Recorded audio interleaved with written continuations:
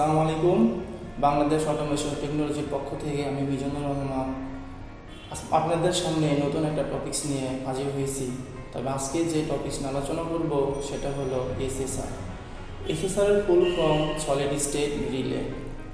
SSR semiconductor দ্বারা তৈরি একটি ইলেকট্রনিক সুইচ। এসএসআর এসি এবং ডিসি উভয় লোডের ক্ষেত্রে ব্যবহার করা হয়।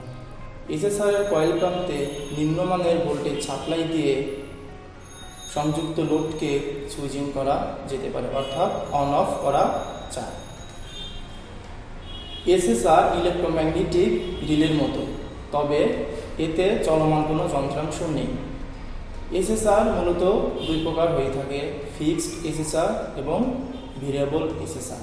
আজকে যে এসএসআরটি নিয়ে প্র্যাকটিক্যাল দেখাবো সেটা ফিক্সড এসএসআর। তো ভিউয়ার্স, চলুন এখন প্র্যাকটিক্যালে যাওয়া যাক। ভিউয়ার্স, প্র্যাকটিক্যালে চলে আসছি। এটা একটা এসএসআর। এসএসআর মূলত ইন্ডাস্ট্রিতে প্রচুর পরিমাণে ব্যবহার করা হয়। এটা সাধারণত টেম্পারেচার কন্ট্রোলারের জন্য ব্যবহার করা হয়ে থাকে, অর্থাৎ হিটারকে সুইচিংয়ের ক্ষেত্রে। এসএসআরের চারটি টার্মিনাল 1, 2, 3, 4। 4 এবং 3 এই দুটা ইনপুট সাইড এবং 1 এবং 2 হচ্ছে লোড সাইড। ইনপুট সাইডে 3 থেকে 32 ভোল্টেজ ডিসি এবং লোড সাইডে 90 থেকে 480 ভোল্টেজ এসি মার্কিং করা রয়েছে এবং এখানে 25 অ্যাম্পিয়ার ইন্ডিকেট করা রয়েছে।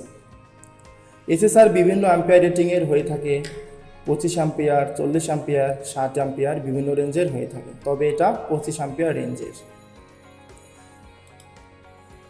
কয়েল প্রান্ত অর্থাৎ ইনপুট সাইডে 3 থেকে 32 ভোল্টেজ ডিসি দিলে লোড প্রান্তে 90 থেকে 480 ভোল্টেজের একটি লোডকে সুইচিং করা যাবে।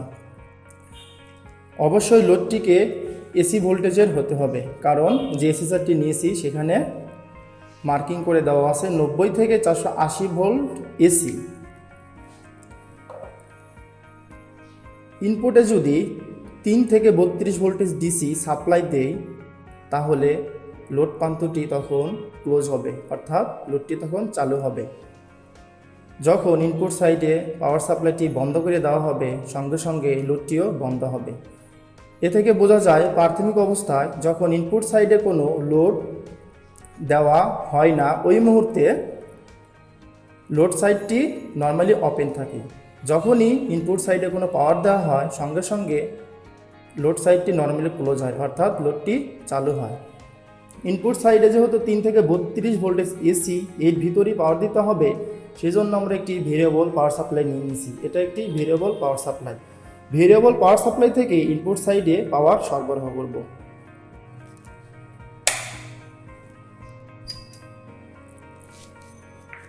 প্রথম অবস্থায় ভেরিয়েবল পাওয়ার সাপ্লাই ডিসপ্লেতে যদি লক্ষ্য করি ভিউয়ার্স, দেখা যাচ্ছে 1.5 ভোল্ট, অর্থাৎ 1.5 ভোল্ট এসএসআর এর ইনপুটে দেওয়া হয়েছে, কিন্তু এসএসআরটি এখনও অন হয়নি। তার মানে এসএসআর এর ইনপুট সাইডে একটি লাল বাতি সংযুক্ত করা রয়েছে। এসএসআর এর ইনপুট সাইডে একটি এলইডি রয়েছে। যখন ইনপুট সাইডে 3 থেকে 32 ভোল্ট ডিসি এর মধ্যে সাপ্লাই দেওয়া হবে তখন এসএসআর এর বাতিটি জ্বলবে।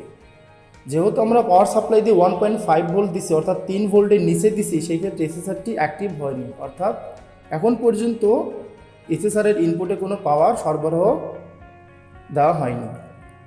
যখনই 3 ভোল্টের উপরে দেব সঙ্গে সঙ্গে এসএসআরটি অন হবে এবং আউটপুটের লোডটিও চালু হবে। ভিউয়ার্স, ভেরিয়েবল পাওয়ার সাপ্লাই ডিসপ্লেতে দেখা যাচ্ছে এখন এসএসআর এর ইনপুটে সাপ্লাই দিছি 3.6 অর্থাৎ 3.6 ভোল্ট ডিসি। সেই ক্ষেত্রে ইনপুটের একটি এলইডি জ্বলছে, অর্থাৎ এসএসআরটি অ্যাক্টিভ হয়েছে। সঙ্গে সঙ্গে লোড সাইডে 1 এবং 2 নম্বর টার্মিনাল প্রাথমিক অবস্থা নর্মাল ওপেন ছিল, সঙ্গে সঙ্গে এটা নর্মালি ক্লোজ হয়েছে। ক্লোজ হওয়ার কারণে লোডটিও জ্বলে গিয়েছে, অর্থাৎ লোডটিও চালু হয়েছে। লোড হিসাবে যে ডিভাইসটি নিয়েছি সেটা 220 ভোল্ট এসি, কারণ এখানে যদি ডিসি ভোল্টেজের ডিভাইস নেই তাহলে কখনো অ্যাক্টিভ হবে না, কারণ 1 এবং 2 নম্বর টার্মিনাল অর্থাৎ লোড টার্মিনালে 90 থেকে 480 ভোল্টেজ এসি ইন্ডিকেট করা রয়েছে। এ থেকে বোঝা যায় এসএসআরের মাধ্যমে কম মানের ডিসি ভোল্টেজ দিয়ে বেশি মানের বা উচ্চ মানের এসি ভোল্টেজের লোডকে সুইচিং করা যায়। পাওয়ার সাপ্লাই দিয়ে 3.6 ভোল্ট দিয়ে লোডটিকে অন করছি। এখন পাওয়ার সাপ্লাই থেকে যদি ভোল্টেজ রেঞ্জটা কমিয়ে দেই তাহলে লোডটি আবার পূর্বের অবস্থায় ফিরে যাবে, অর্থাৎ বন্ধ হবে। 3.6 যদি বৃদ্ধি করি তাহলে লোডটি চালু থাকবে, কিন্তু যখনই ভোল্টেজটা কমিয়ে দেব অর্থাৎ 3 ভোল্টেজে নিচে নিয়ে আসবো, সঙ্গে সঙ্গে লোডটি অফ হয়ে যাবে। এখন 1.5 ভোল্ট অর্থাৎ 3 ভোল্টেজের নিচে, সেজন্য লোডটি বন্ধ হয়ে গেছে। আবার যখন 3 ভোল্টেজের উপরে দিব সঙ্গে সঙ্গে লোডটি চালু হবে। তো ভিউয়ার্স, আশা করি বিষয়টি বুঝতে পারছেন। আজকের মতো এ পর্যন্তই। যদি ভিডিওটি ভালো লাগে তাহলে অবশ্যই লাইক, কমেন্ট, শেয়ার করবেন এবং আমাদের চ্যানেলটি সাবস্ক্রাইব করবেন।